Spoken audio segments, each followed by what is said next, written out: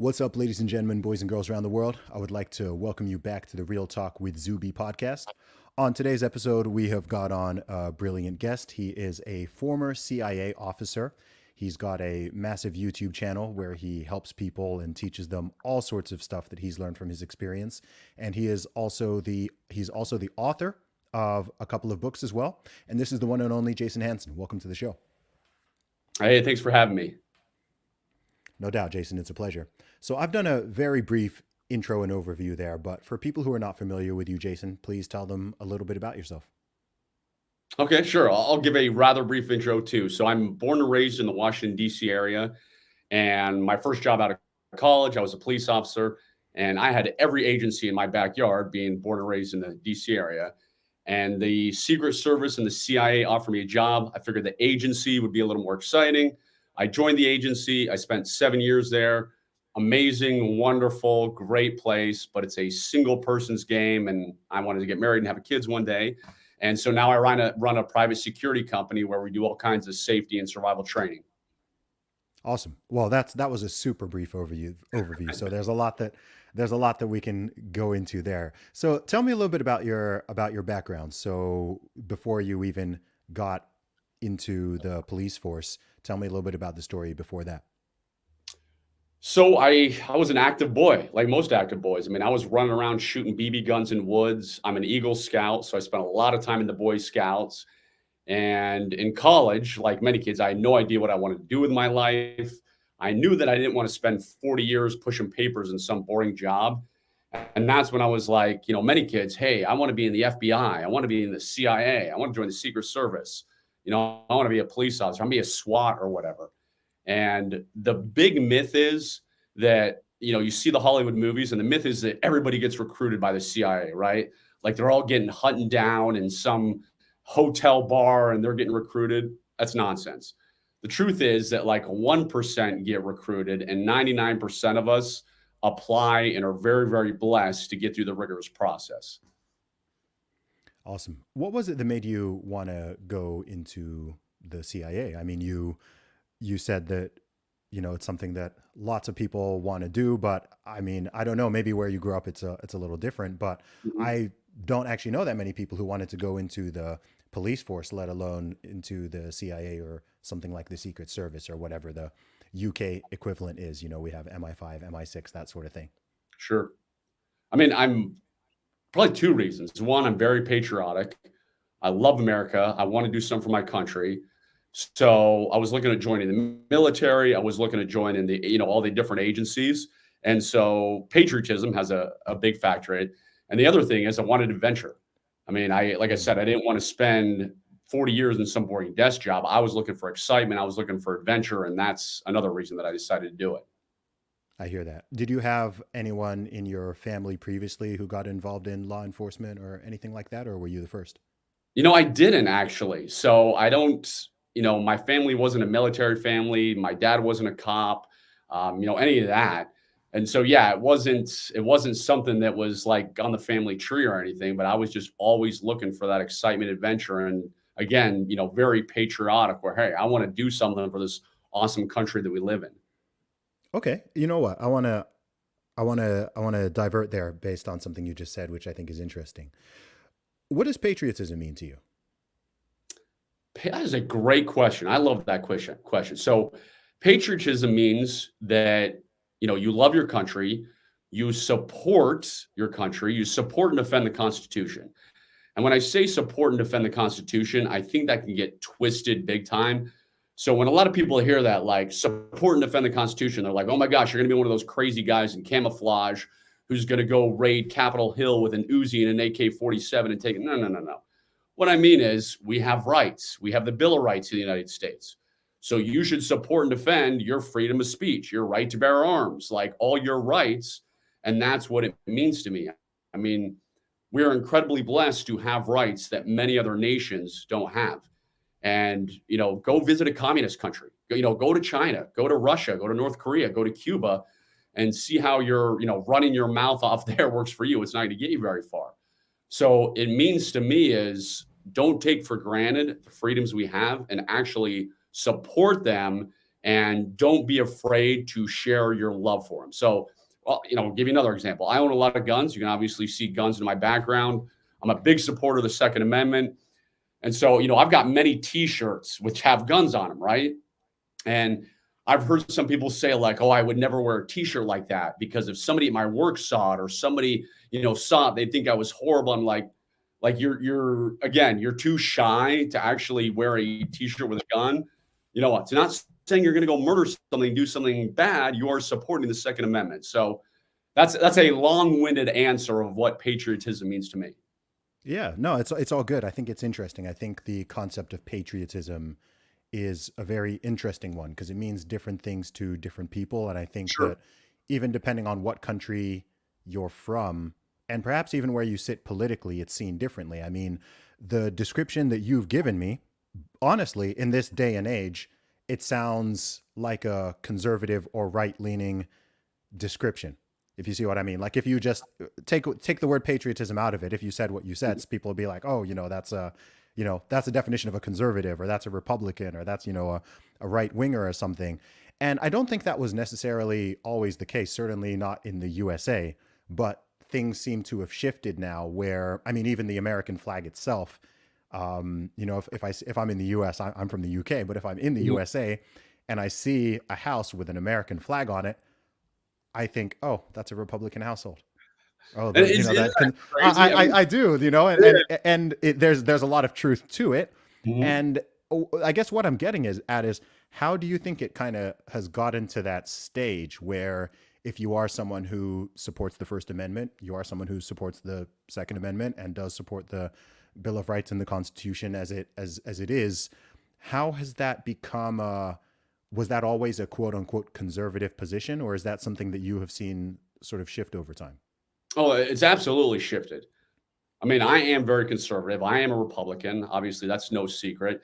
But yeah, of course, it didn't used to be that way. Like you said, if you see American flag, you think, "Oh, that guy's conservative." Before, people flew the American flag, and it was like, "Hey, that guy loves the United States. That guy supports our country." So it has become much more divisive, which is terrible because, again, who doesn't love freedom? And I always say, and again, I'm conservative. I'm Republican, and of course, I have liberal friends, and I always say, like, "Hey, you knuckleheads." When you are bad mouthing our Bill of Rights, like the only reason you get to bad mouth it is because we have freedom of speech. Like you can't run your mouth in other countries. And again, you haven't traveled the world like I have to see the atrocities. I'm going to tell you a true story. And it's one of my favorite stories ever. So I'm no fan of socialism. I'm no fan of communism. And I'll be very blunt and say they're both evil. They don't work. And anybody who's honest knows that, right? So a friend of mine was on a CIA operation overseas and it was working with a socialist country. And he was working with somebody very high up in that country. And they became close and friends. And they became friendly enough that one day my buddy says to this guy who's very high up in the socialist government, he says, "Listen, we're buddies now. I've got to ask you, how in the world can you believe in socialism? It doesn't work. It's horrible. It puts people on, everybody's poor, it puts people in bad positions." And this guy says to him, and he says, "Well, everybody knows socialism doesn't work unless you're at the top. And I'm at the top and it works very well for me." And I mean, ain't that the truth? I mean, at least the guy Hmm. was honest, I guess, for that time. Because hey, if you're the communist dictator, then hey, life is pretty good for you. If you're the socialist head of state, pretty good for you. So, anyways, Yeah, I mean, I'll try not to go too political for you, but those are my yeah, no, thoughts. yeah, no, it's fine. Our podcast today is sponsored by the Wellness Company. As you guys know, I'm always looking for the best health and wellness products to give me an edge. But if I eliminate businesses that have gone woke or forced vax mandates on their employees, there are fewer and fewer companies that I feel comfortable supporting. That's where the Wellness Company comes in. The Wellness Company was formed by a team of doctors who lost their jobs for speaking up about mandates and pushing back against lockdowns. They offer live telemedicine and a wide range of custom formulated supplements to help keep you at your best. My favorite Wellness Company product is their Spike Support formula. It's the only product I've seen that contains ingredients researched to block and dissolve COVID spike proteins in the bloodstream. Taking daily Spike Support can bring better mental clarity and increased energy levels. Whether you're vaxxed or unvaxxed, it doesn't discriminate, and neither does the Wellness Company. Get back to that pre-COVID feeling. Go to twc.health/Zuby and use code Zuby, that's ZUBY, to save 15% at checkout. That's twc.health/Zuby and use the code Zuby at checkout. It's so interesting you say that. I mean, in 2020, I mean, I've been to many former communist countries actually, especially in Europe, and I was in Romania in 2020 in Bucharest, where actually they have the second biggest government building after the Pentagon, I believe, the presidential palace in Bucharest, which is gigantic. They displaced over 20,000 people to build it. And this came under Ceausescu, you know, their last communist dictator, who I think was deposed in 1989, I think on Christmas Day, if I'm getting my dates correct. He didn't actually live to see the completion because it wasn't completed, I think, until 1991 or 1992. But Jason, when I say opulence, if you go inside this building, it is crazy. It's crazy. And I've been to the Pentagon too. I've had a tour of the Pentagon, and I've had a tour of the presidential palace in Bucharest, and the level of opulence is not comparable. I'm talking about gold in the ceilings. I'm talking about like individual rooms. There's over 1,000 rooms in this building, and some of them are the size of, man, I don't even. They're like almost like a stadium sized building, like room, just individual rooms. I don't even know what they're all used for or what the plan was. And what's even crazier is if you see a picture of the building, anyone can Google this. If you look up Romania or Bucharest presidential palace, what you see is at only half the building because half of it is underground. So it's already gigantic. And then you think there's another several floors going down, and the building is so large and so heavy that it sinks every year.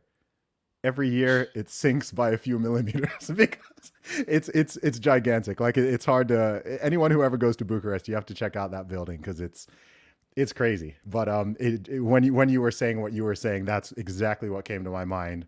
You know, the people who are at the top. That's what you get to do when you're a communist dictator. I mean, you can do whatever you want. You're the king of the castle. Yeah, it's crazy, man. So tell me about the process of you getting into the CIA. So you were in law enforcement to begin with, and then you applied. Is that correct? That is correct. It's a very long process. So you apply, and back in the day, you know, you're filling out a bunch of paperwork. Everything I'm sure is online now, but fill out a ton of paperwork, and then you wait, and then the agency says basically, hey, you know, you've made it through step one. Now you've got a bunch of other steps. So you got to come and meet with us in person. You've got to meet with a psychologist to make sure you're not crazy and that type of stuff. Then you got to do the medical, meet with the doctor and pass the medical test. Then you got to get polygraphed. And then you got to fill out even more paperwork to do the full background check so we can talk to everybody who's ever known you, kind of thing, to make sure you're not working for a foreign government or trying to overthrow the United States of America.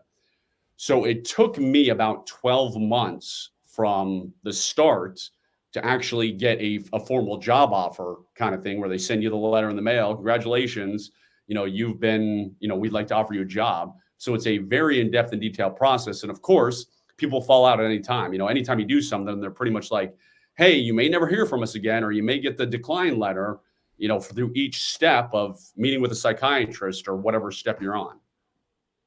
Okay. And then you get accepted, and what happens next? So you get accepted, you get this letter, and I've got the letter signed. I don't know where it's in one of my boxes. You know, it's of course a letter I'll keep forever. It says, "Hey, you've been accepted. You're going to make a whopping $30,000 a year or whatever it was, you know, back in the day. So clearly, you don't join the government to make money." And then it says your EOD date is XYZ. So you report to headquarters, Langley, Virginia. So you report to headquarters, and of course, you're super nervous because they got the gate, and you got to give them your information. And there's guys with guns everywhere, and I was 23 when I joined, so I was very fortunate that I was very young to get in at that time. So yeah, you go to headquarters, and then for a week you got orientation, and then you head off to the super secret farm and do lots of training and everything. But I mean, it's a wonderful experience. I'll tell you another funny story. So you know, they have the giant seal at headquarters building, right? You know, you see in all the movies and everything, the big CIA seal. And everybody gets a cliche picture in front of that. So you stand in front of that, you're in your suit and tie because, you know, you're looking nice and everything. You get the picture.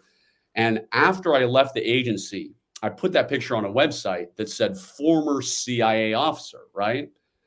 Hmm. And I get a cease and desist letter from the agency that basically says you can't use that picture. You got to take it down from the agency attorneys.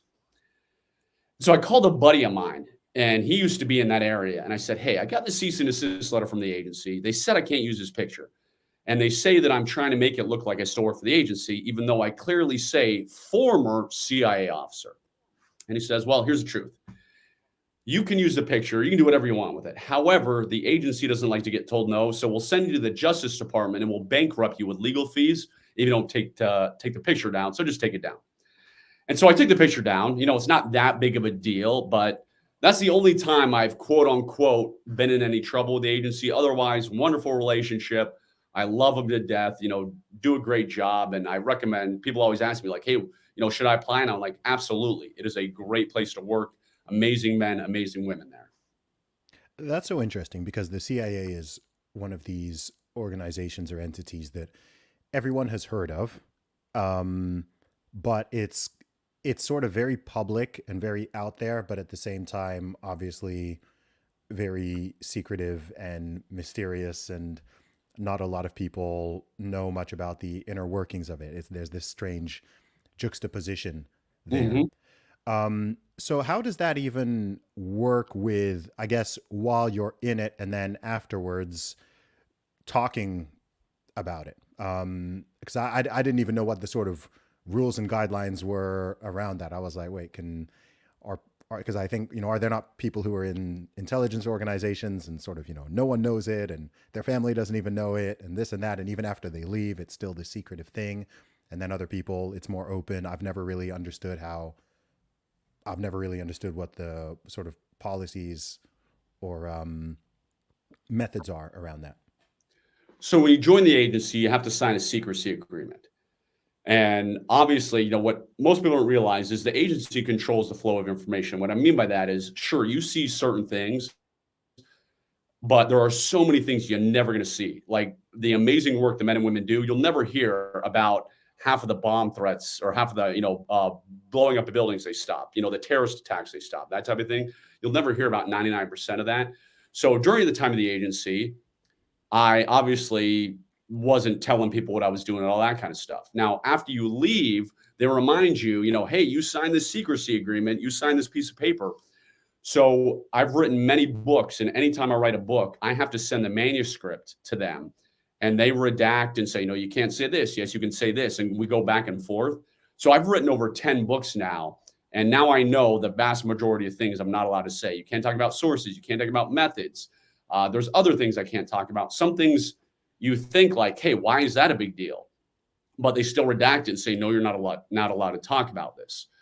So I'm never going to violate my confidentiality agreement or anything, and I'm never going to share any secrets or anything like that. So that's how it works. Is if you have any question, you submit the manuscript, or if I'm doing a new training course, I submit the training course manuscript, and the agency will say, hey, you can say this, you can't say this kind of stuff. Because again, it's I teach evasive driving.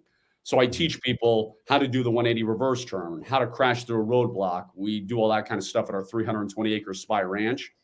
Now, that is not classified. Like how to do the 180 reverse turn, there's no sources methods classified there. But if I was like, hey, I was in Mexico City talking to John Doe, who was one of my assets, and this is how we communicate, that's the stuff that I can't go, excuse me, go into.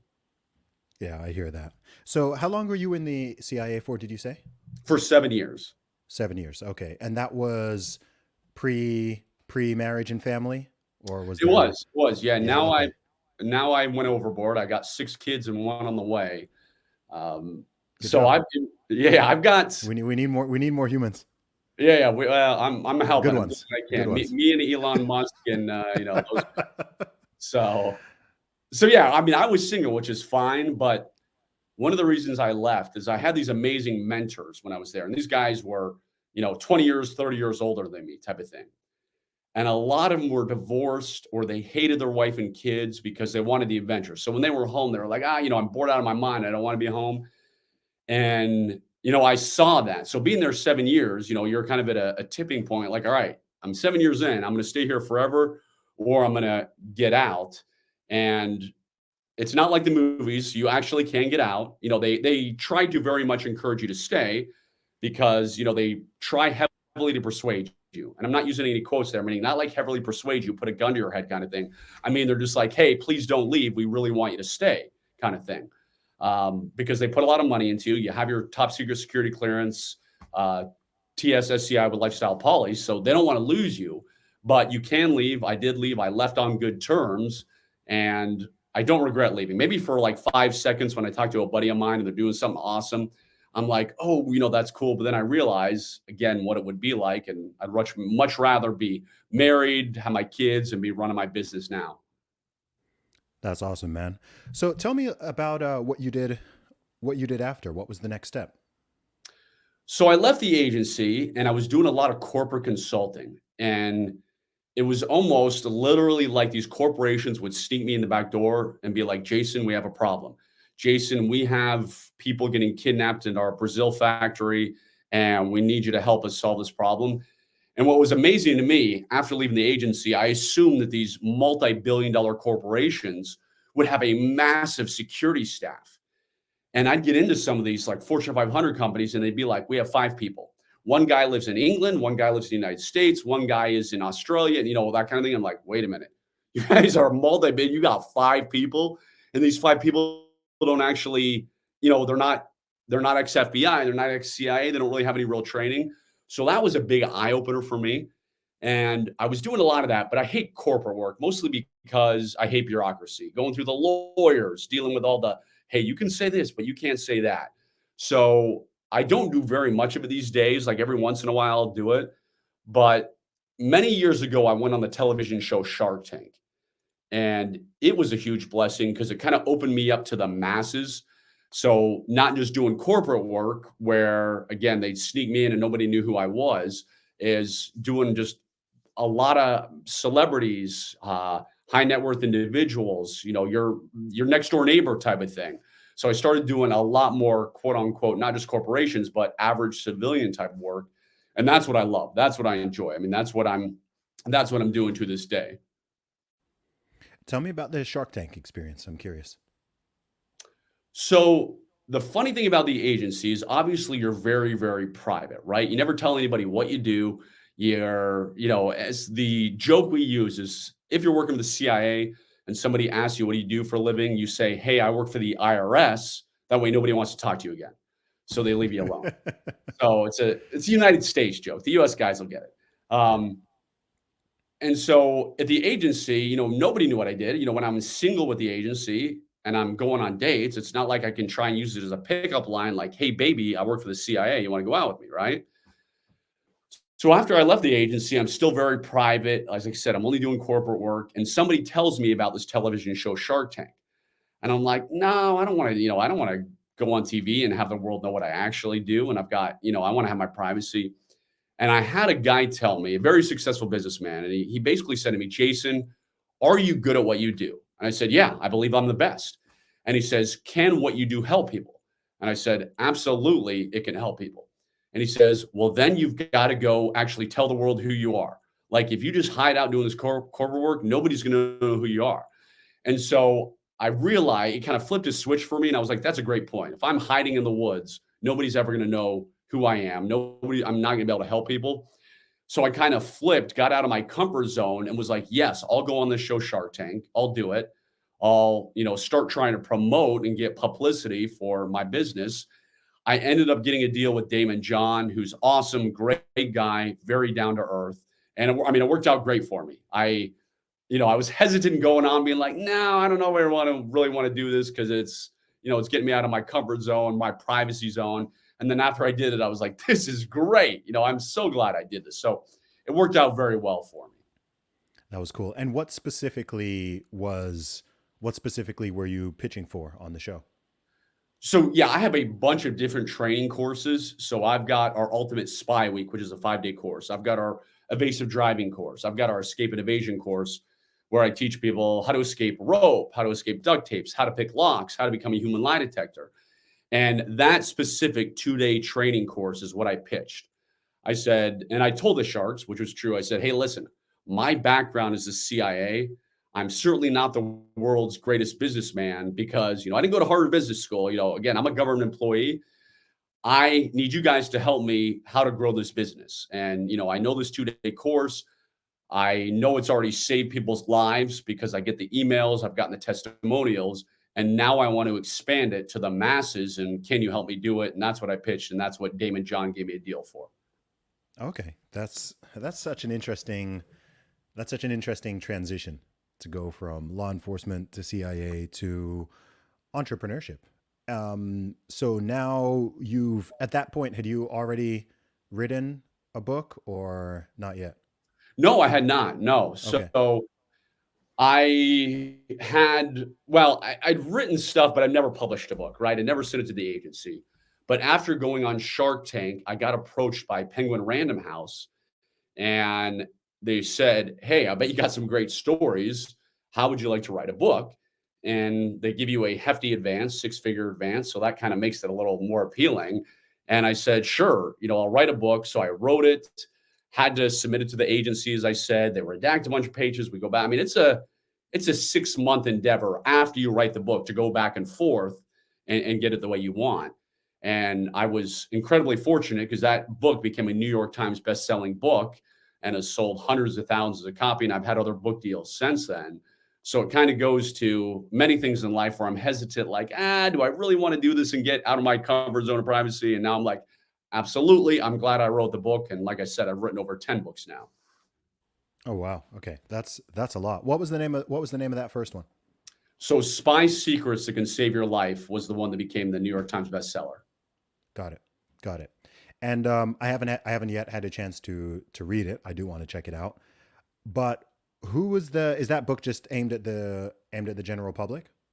Yeah, it Is that was. the So that's what I decided. Again, if I write for the corporate world, not as many people are going to buy it. Plus, it'd be more stuffy and boring. After all the adventures you've had and all the things you've done, this can't be the thing that Zuby, I'm going to die on your yeah. podcast. I don't know where I came from. This can't be it. So after I came out of my shell, after I started letting the world, friends, family, know what I do, they of course started asking me for training. They were like, "Hey, tell me how to do this. Tell me how to do this. All this kind of stuff." And so I wrote the book for like the average person. So anybody can read the book, your next door neighbor, your mom, your dad, whomever, and it teaches them spy skills that they can apply to their daily life. So it's one of the things I realized is like, hey, being a spy, you can actually use this in your everyday life. Meaning it's not just for like super ninjas or you got to be a Navy SEAL or anything like that. Is a vast majority is applicable to the general public. Okay, I obviously don't want you to give the whole book away on this podcast because we want people to go read it. But can you give someone who's listening to this podcast who's curious, what's something that they should perhaps know, or one or two pieces of Well, advice? so one of the things I teach in the book is how to become a human lie detector. And so I cover ways that anybody can do that. And it's actually very easy, like tells, questions to ask people. And so when I train people on this, they use it in their job. They use it when they're hiring employees. They use it with their coworkers. They use it, when they're interviewing the babysitter to hire as a nanny, because I do a lot of work with very high net worth individuals. And so I lay out simply like, here are the questions to ask. Here's how to see the reaction where you can tell if they're lying. And it's nothing rocket science. So you don't have to hook anybody up to a polygraph. You don't have to have years of training. So that's some of the stuff that I cover in the book. I got that. And tell me a little bit about obviously family, fatherhood. This is something that's important to you. Hmm. You said you've got 6 kids and one on the way, so Correct. 7. Uh, when did you? So you left CIA when you were 30. Correct. Yep. Is that right? Okay. Yep. How did you meet your wife actually? So funny enough, so when I was with the agency, I wasn't going to church because I was working, nonstop. So I was working Sundays. And I'm a very religious guy. I'm a member of the Church of Jesus Christ of Latter-day Saints. And so I go to church every Sunday when I can. But again, with the government, because of my schedule, I wasn't going to church. So the very first Sunday when I had left the agency and I was quote unquote a civilian, I went to church and I met my wife. Now, we did not hit it off. It's not like it was love at first sight. It was nothing like that. Like we met each other. And then 3 months later, I asked her out on a date, but the rest is history. It worked out. Fatherhood is, I like learning and I like adventure. So the CIA, as I said, one of the reasons I joined was for adventure, and that's a certain type of adventure. Entrepreneurship is a different type of adventure because it's hard running a business. If you don't do it right, you're going to starve to death. So it's agency may die or get kidnapped or have a hood put over your head kind of thing. Entrepreneurship, you might not be able to provide for your family. You may not make enough money to feed your kids or whatever. So it's a different kind of stress, different kind of adventure. So from a religious aspect, I believe we should have kids. I believe we should have as many kids as you think you want to have, kind of thing. To each his own. It's obviously different for every person. But I like the adventure of learning how to raise a human being. So if I would have never had children, I would have never learned all this stuff about raising kids or how to interact with them or how to teach them to be good human beings and have good values. So that is an adventure as itself. And of course, it always teaches me patience, where I will never have enough patience, ever, ever, ever. So Of those three things, of being a CIA agent, running a business, and being a father and family man, which one's the hardest? that is a great question. I mean, the agency obviously has the most risks, meaning if you screw up, the problems are a lot worse for you, right? So the stakes are the highest in the agency. Hmm. But running a business is incredibly difficult. At least for me, it is because again, I didn't go to Harvard Business School. I'm no Elon Musk. I'm no entrepreneur who is just a genius kind of business guy. So it's difficult for me. But of course, fatherhood is the most important, the most rewarding because it's the one that actually matters. I mean, at the end of the day, that is your legacy. That is, that's okay. What kind of father were you? How did you treat your children? How did you raise your children? How did you treat your wife? And all that kind of stuff. So even though I love what I do for a living, I do love running the business. I know at the end of the day, okay, the wife and kids is the most important thing. Yeah, absolutely. The USA is in a really interesting position right now. I mean, I see it as an outsider. I spend a lot of time in the US, and I have at various points in my life, but especially over the last few years, I've spent a ton of time out there doing lots of events, traveling around to lots of places, meeting lots of people. In fact, my biggest audience is there. Most of my podcast listeners are in the States, most of my Sure. social media followers, and so on. And the country is in it's a really interesting but also concerning position. I mean, we kind of touched on this earlier about the increasing political polarization, the way that things as basic as patriotism and loving the Mhm. country, flying the flag, all that kind of stuff has become controversial. It's become up for debate. It seems like people are. It's a very weird thing because if you look at the media or you look on social media, it can look like, oh my gosh, this whole thing is about to explode. But then also in the real world, when I travel around the States and when I'm doing things, it does seem okay.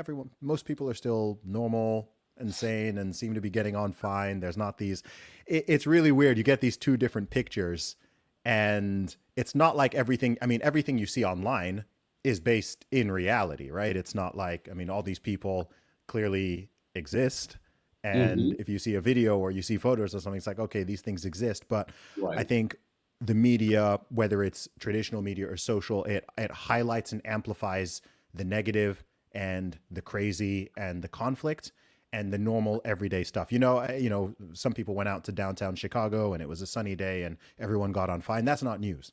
But if someone goes and does something crazy, that's the thing that everyone sees. Not just sees in that city now, but sees across the country, sees across the world. You can have something crazy that happens in New York today, and then, within 24 hours, people around the entire world are talking about it.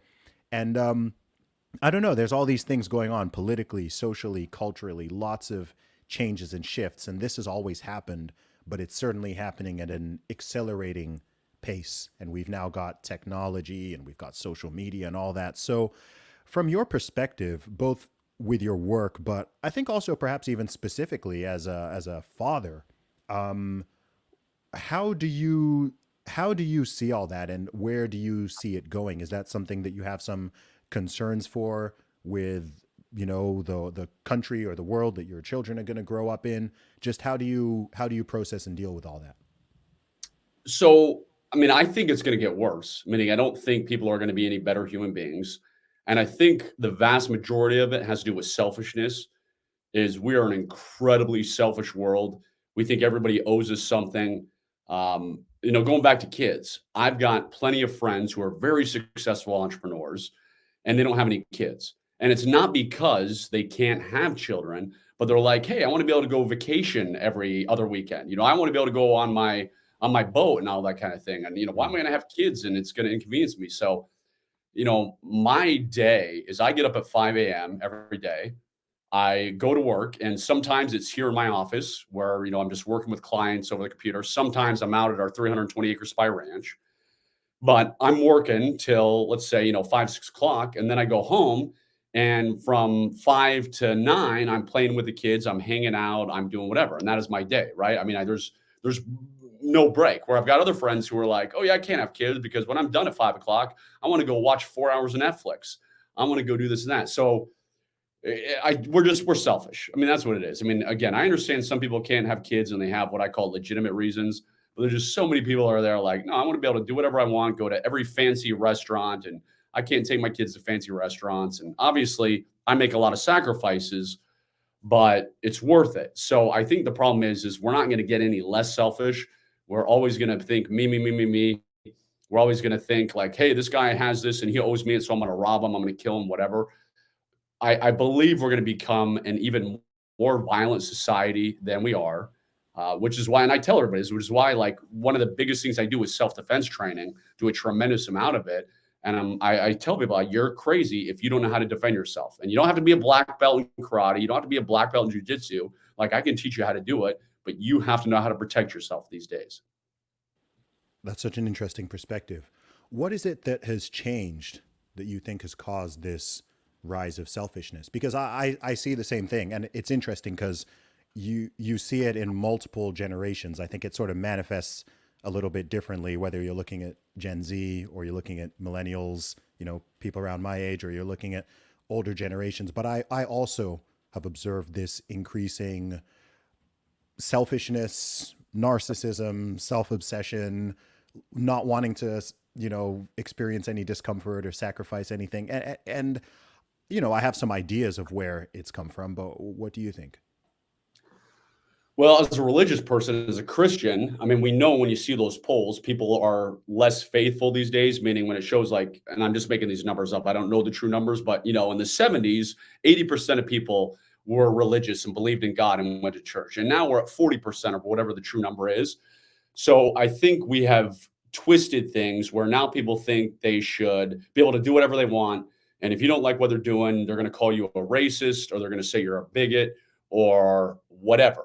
So I think a big part of it is this attitude where again, I should be able to do whatever I want, whenever I want. And if you tell me no, I'm gonna start complaining and I'm gonna lose my mind.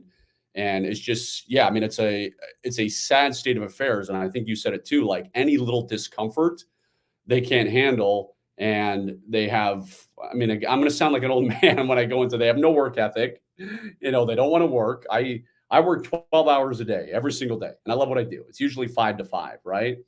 And when I'm hiring people and I'm like, hey, you need to, I said, tell them you don't have to work 12 hours a day, but you better work 10 hours a day if you want to get ahead with me. I'm like, 10 hours a day, that's not the 4 hour work week. So we're, we're lazy and selfish. That's what it is.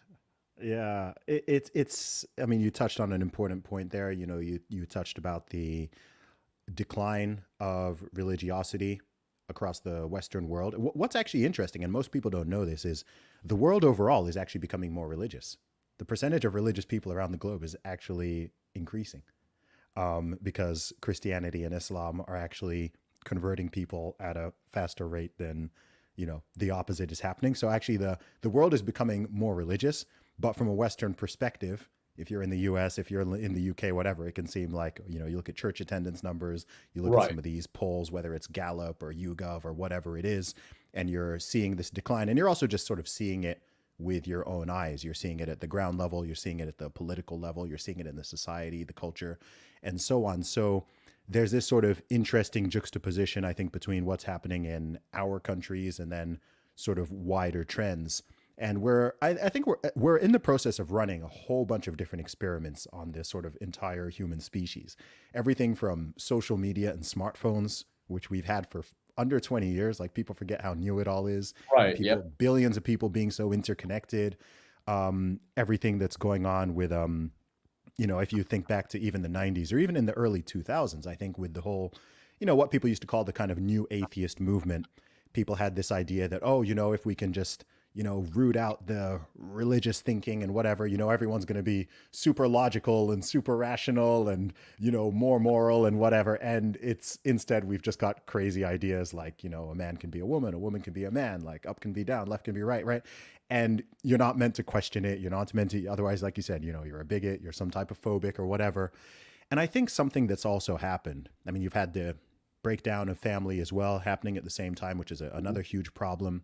And I think another thing that is just missing from the conversation, a couple things. Number one, I never hear about the concept of honor anymore. I never Mhm. hear about the concept of duty. And people talk all the time about rights, and rights are extremely important, right? We started the conversation talking about rights, but people have forgotten that rights come with responsibilities, right? So everything is just like, okay, well, I have a right to do this, right? I can do this, I can do this. It's like, I have a right to say this, do this, behave whatever way. And it's like, yeah, you have a right, but what about your responsibility? Right? Like if you're sure, I'm not here saying, oh, this is not allowed or this is not. It's like cool. Like generally speaking, people can do what they want and people can say what they want, but it doesn't mean that you should, right? Just because you have the right to do something or the freedom or the liberty or something. I think this is where the sort of concept of freedom has been perverted in a way where it's just gone on to sort of mean hedonism and selfishness and just doing whatever you want with no limitation, not considering who, how, why it may affect other people or even affect yourself. And then interestingly, at the same time, what if we got a massive rise in as well? Mental health problems, depression, anxiety, suicidal ideation, all these kind of things are sort of ramping up, and people are like, why is this happening? What's going on? We've got this mystery. And given all the previous things we've already mentioned, I'm kind of like, isn't it obvious? You've broken down all these foundations that actually keep people sane and stable and within certain frames and boundaries, and sort of under this perverse guise of freedom and rights, you've just exploded it all.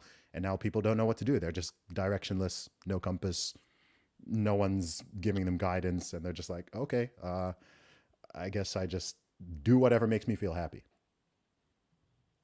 I Short and sweet. 100% agree with everything you said. When I'm talking to people, I say, listen, here's what it goes. It goes God, family, country. Because you got to have God first, obviously, because that's your direction for everything. Then you got to have family because the family unit is the most important thing in this country. Because if you don't have a good family unit, you don't have a country. And that's where we're going now because people have perverse and various twisted ways of what an actual family is. And, I believe and I know what the true family unit is.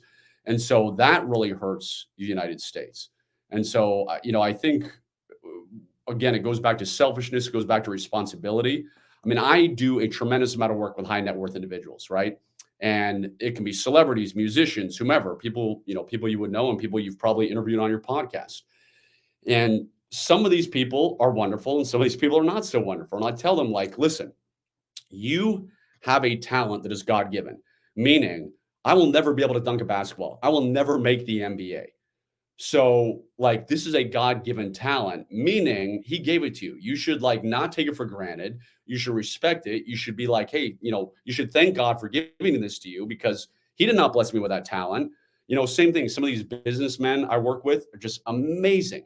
Like, they probably got 1600 on their SATs. They are so bright. And I'm like, you have a God given intellect. I did not do that well on my SATs. I am not book smart. I'm street smart, but not book smart. So that is like a God given level of intelligence. So when you sit here and you tell people like, oh, it's easy to build a business, like anybody can build $100 million business. That's a piece of cake. And I'm said, it's easy for you because you are so smart and God gave you that talent.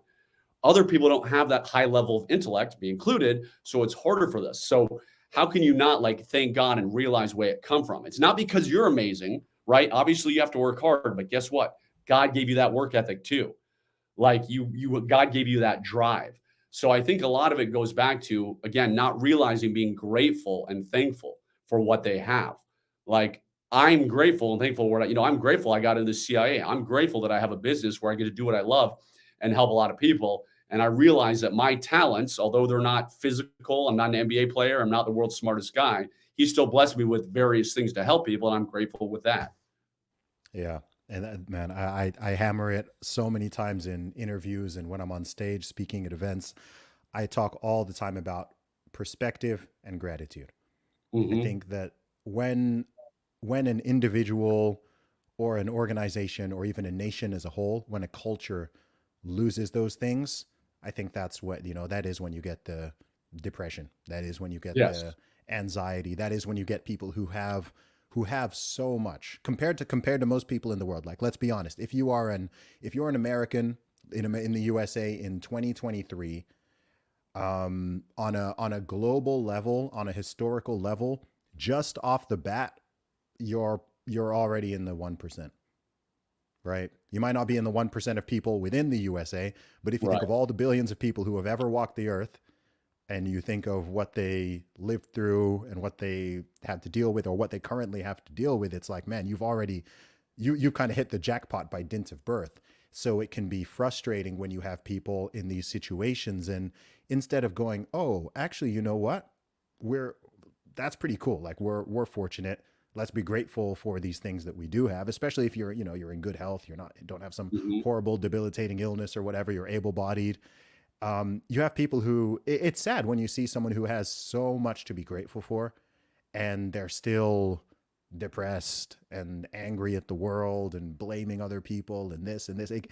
I don't have a lot of sympathy for it because I'm a sympathetic person, but my sympathy is quite judicious. I'm very aware of, like, historically and globally the sort of horrors that people deal with. So when someone is, flipping out because the avocados sold out, or the Wi-Fi went down, or so, so, some silly nonsense has happened, right? Like someone asked them where they're from, and they took that as a microaggression. I'm like, dude, like, in the grand scheme of things, like, is this really worth losing your mind over and spending your whole day angry because you read some silly article on the internet, whatever it is? I don't know. You know what people call first world problems. Yes. And I think if people could kind of just pull their heads out and just look up and sort of count their blessings, and maybe the concept of blessings has been forgotten, um, and been replaced with people just feeling like they are entitled to things and they just get things because they're breathing. I don't know. It's a massive topic, but it's an interesting one because I think that I genuinely think this sort of attitude and mentality is the greatest threat to both the USA and the Western world. I don't think it's, of course there are external threats, but not I don't think in the way that it has been in the past. I don't think there's a massive threat that China's going to come and land troops on the USA or in the England, or Russia's going to roll in with tanks. That's not the concern. The current concern is sort of it's the domestic mentality, and having so many increasing numbers of young people, especially. I'm sure I haven't even read the poll, but I can guarantee that if there's a poll, asking, are you proud to be an American, or do you think the USA is a force for good? Like, I can guarantee that that's going to decline, as you go from people who are age 70 plus down to people who are, teenagers. I haven't even seen the poll, and I already know that's what the result is going to be, um, and that's a shame. I think that's not the trajectory you want to be on, because when people don't appreciate something, they tend to undermine and oftentimes destroy it. I mean, I think the problem is everything you just said. But what I tell people these days, like young people who are coming to me for advice, I want to learn from me. I'm like, actually, just work hard. Like, if you're willing to put in 12 hours a day, so many people are lazy these days. It's easy to get ahead in the United States these days because nobody actually wants to work.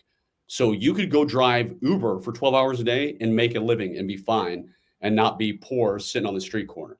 I mean, there's just so many opportunities out there. I mean, it's amazing how many opportunities we have, kind of thing. So it's not hard to get ahead in the United States these days, as long as you're willing to work, which of course most people are. I mean, I used to own a warehouse where we had all our physical goods. And this kind of family friend guy I know, he just got married. He was in college at the time and he lost his job. He was working, I can't even, postal delivery store or something, but he lost his job. Newlywed, right? And he said, found out he needed a job. And I said, well, okay, I can give him a warehouse job, right? It's a warehouse job, not glamorous or anything. And so he tells my wife, like, oh, no, it's not exactly what I'm looking for. I really don't want to work in a warehouse, but like, really? You're being picky, buddy. You just got married. You don't have a job. We're in small town USA, not a lot of opportunities. But that's the world we live in, where they're like, yeah, lifting heavy bags in a warehouse all day, even though it could provide for my wife, let me do something else. What's easier type of thing. And that's why I never worry about my kids having money and making money because I'm instilling the work ethic. I mean, they get their butts out there and mow the lawn. They get butts out there and do whatever. And every time they complain, my kid's like, they're always like, so what do I get when I unload the dishwasher today? I said, you get to live and sleep in my house tonight. That's what you get. So unload the dishwasher. And I'm dead serious. That's what I tell them. I love that. I love that. And they always look at me. They always frown. They always, give me that frowny face. But that's how I grew up. I mean, my dad worked the crap out of me. I mean, and I hated it, admittedly. I hated it at the time. But, obviously, as you get older and wiser, I realized it was good for me. So, yeah, I put all 6, soon to be 7 kids to work, age appropriate jobs that I'm like, yeah, get out there, get working. And when they want to buy something like this Nintendo Switches, they love these Nintendo Switches, right? It's like, it's a craze. So my son's like, hey, this game's $30. And I said, okay, well, get out there and work. If you want to earn $30, you got to mow the lawn several times. And I told him it was $5 to mow the lawn. That's what I pay him. We got a big lawn, by the way. And my wife was like, no, let's give him $5 for the front and back. I said, what do you mean? Come on. He's 9 years old. Why are we going to shell out $10? We were about to get a lawn mowed for $5. So now I'm paying him $10 to mow the big lawn. But, Hey, inflation, man, inflation. Right. I guess so. Exactly. No, that's powerful, man. I think that's so important because it's important for people to understand the connection between labor and money or getting things, right? Because there's so much entitlement mentality out there where people just feel owed a lot of things simply for existing, right? It's like, I'm here, I breathe air, so just give me stuff. Even if that means you have to take it from people who are working and just give it to me, even though I could work and I choose not to.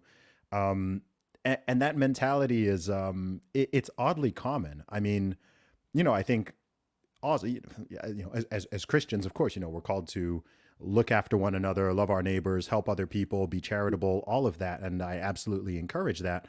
But at the same time, it's like, hey, like you've got to, you've got to work for things, right? Like I don't walk around the world assuming that anybody owes me anything, right? Beyond basic courtesy and civility, and not like, robbing me or harming me. I don't assume, oh, okay, like I'm just entitled to this person's time or service or labor or energy or whatever. And I'm kind of amazed by how many people just expect that.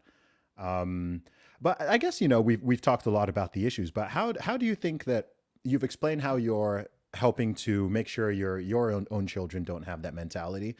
Is there any way that we can sort of scale this, or do you think it's just because the truth is, the sad reality is, not every child has a father like yourself who understands these things and is principled and is hardworking and then can pass that on to them. We've got increasing numbers of people who don't have that. Do you think there's anything we can kind of do as a society, as a culture? Is there something Americans can do as a nation to, help to, maintain the good aspects of modernity, but bring back some of these values that have been lost over time? I think a good part of it is doing what we're doing now. Like, I've got my YouTube channel. I've got a large email list where I talk to people all the time and I share my beliefs and I share my faith and I share my work ethic and I share my love of freedom. And I say, like, you need to do the same thing too, guys. Basically, pay it forward, meaning don't shy away from, hey, I believe you need to work. I need you, I believe you need to stop whining and actually so like, there's so many, like when I work with, for instance, people in Hollywood, right? They say, Jason, we signed an NDA. You can never, ever tell anybody that you trained me because you're a conservative. And even though I'm a conservative too, nobody in Hollywood can know. I got to pretend I'm a liberal. So I think if we get more people who are not afraid and willing to share their faith, their freedom, their work ethic, their beliefs, that's what we need. I mean, there's too many people cowering. And then, of course, just serving others. We're already talking about, any way you can help people. I do a lot of work with the youth groups, church youth groups, and I teach them kind of anti-kidnapping stuff. So stranger danger for age appropriate. Mm-hmm. But also, I'm telling these guys when they ask me, like, yeah, you got to work hard if you want to get it. Nothing, as you said, nobody cares about you in life besides your mom and dad and your spouse when you're married. Nobody really gives a crap about you. So it's up to you to work hard and achieve what's going to happen. I mean, as much as I wish that, like, somebody's going to call me and offer me the biggest contract in the world, I know I have to go chase it. I know I have to do a good job. That way I get referrals and word of mouth. So I think one of the biggest problems is it's the lottery winner. And what I mean by that, you see the guy who won 600 million. So everybody thinks, hey, I'm going to play and win it too. Or you see the Mark Zuckerbergs of the world, like, hey, he started Facebook. I'm going to start the next Facebook. Yes, that's possible. But of course, you never hear about the 99% of people who didn't win the lottery, the 99% whose businesses failed kind of thing. So to hit that one magic thing is very rare, which is why I still work 12 hours a day. I know I've got to put in the work. I know that if I start slacking off, things are not going to happen the way I want to have them happen. Yeah, I hear that absolutely. So, Jason, beyond a child number 7, what else have you got coming up? Interestingly enough, I am a big fitness guy. When I was with the agency, I was in the best shape of my life.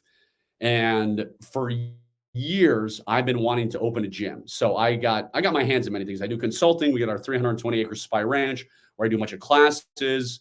And so opening a gym with my kind of spy angle, what worked for me and what I know helps people, is my next kind of adventure, quote unquote, which I'm hopefully going to do in the next 6 months. If it's going to take time, I've got to get my act together just because I've got so many things going on. So that is something that is important to me, is fitness, good health, being in good shape, because when you're in good shape, you can obviously defend yourself, and I call it survival shape, but also when you're in good shape, you can live to see your kids and grandkids and all that kind of thing. So that is a kind of another adventure for me, is opening that gym that I've always wanted to open.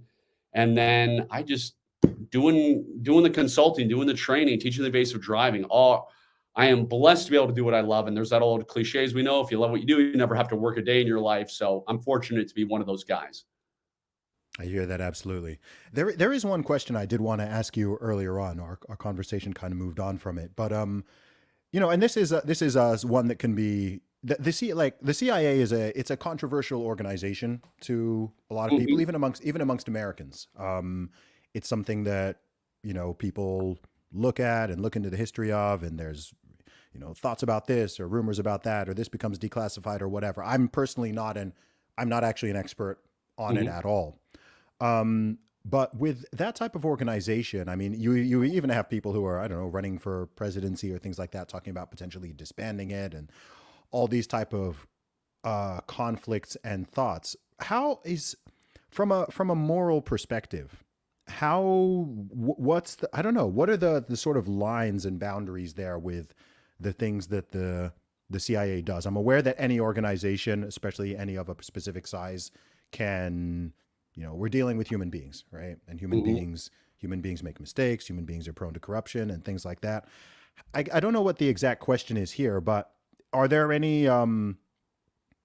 how do you sort of, are there some things that can happen, that can or have happened with that organization, or similar ones that provide some sort of moral, what's the word I'm looking for? It's a tricky question to ask. I don't know how to phrase it. Well, Are there any sort of like moral quandaries in terms of some of the things that they've done, given, there's good and bad with everything, right? yeah, I mean, I never had any moral quandaries about anything I did the agency or anything I saw. I will say that the agency has done some bad things in the past, just like the United States government has done some horrific things in the past. So I can't remember if it was during the 60s where they had the MK Ultra, where they were testing Yes. LSD for mind control, Great example. and they ended up poisoning and unsuspecting people. And one guy jumped to his death and killed himself. So giving LSD to unsuspecting people, obviously not good, right? Obviously horrible. We don't do that. So I think you're always learning. I mean, when we look at the horrific things the United States government has done, slavery, Native Americans, the Japanese internment camps, I mean, horrible, horrible things that you look back and say that was an atrocity. So I think the agency, like every government agency, can look back on its past and be like, that was bad. We should have never done that. And as long as you're learning, as long as you're improving. So unfortunately, I think when we look back 50 years, we're going to do the same thing and say, that was terrible. We didn't know that's going on, but you always try and do your best. I would never do anything that's morally wrong for me, kind of thing. And I never had to deal with that. I never ran into anything like that. Yeah, no, I hear that. Of course, it's not it's one of those things that I think is just worth bringing up because I see so many. I don't know. The CIA seems to be an increasingly, again, another thing people seem to be increasingly divided on. I I mean, can't speak as it's an easy to attack. The FBI, the yeah, CIA, they're very yeah, easy punching bags. And as I said earlier, the agency, you don't see 99% of the great work. You don't see how they protect us from our adversaries. You don't see how a adversary of ours almost shut down the power grid in half the United States, but because of some CIA operation, our power grid stayed on. You mhm, don't see how they're trying to pollute our water supply in municipalities, but because of a CIA operation, our water supply didn't get polluted, type of thing. mhm. So the work is incredibly important. The agency absolutely needs to exist, but they're certainly not perfect. I hear that, man. Awesome, and I know I'm also aware that you cannot speak on behalf of on behalf of everyone in an entire organization currently, let alone historically. So that's fair enough. Jason, man, it's been a pleasure to have you on. I'd love to speak to you again sometime. Where can people find and follow you online? I know you've got a big YouTube channel, but let people know where they can find you. Yeah, if you go to YouTube and do Jason Hanson plus CIA, you can find me there. That's probably the easiest, simplest way. Or spybriefinggear.com. That's our store. And yeah, just let me know how I can help. And I appreciate having me on. This has been awesome. And thank you for your time for allowing me to be on your podcast. Awesome, Jason. No doubt. Really valuable insights on this one, and I know people are going to enjoy it. So thanks you. Awesome.